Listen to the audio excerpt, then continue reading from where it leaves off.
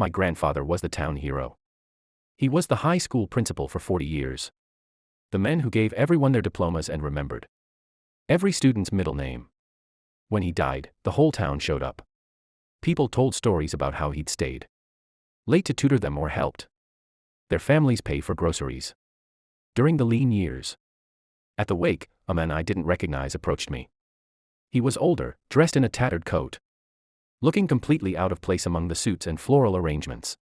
He handed me a heavy, gold pocket watch.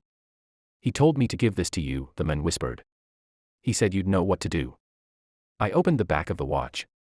Inside, engraved in tiny letters, wasn't a message of love or a date of graduation. It was a list of 6 names. I recognized 5 of them. They were the troubled kids from my father's graduating class who had supposedly run away or moved to the city back in the late 70s. They were the stories parents used to warn their kids about getting into trouble. The 6th name was the man standing in front of me. "We didn't run away," he said, his voice shaking.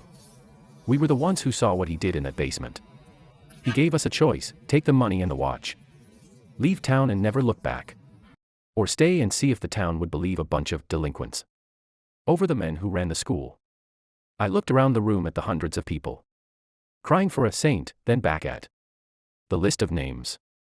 My grandfather hadn't been paying for people's groceries out of the kindness of his heart. He'd been paying for their silence.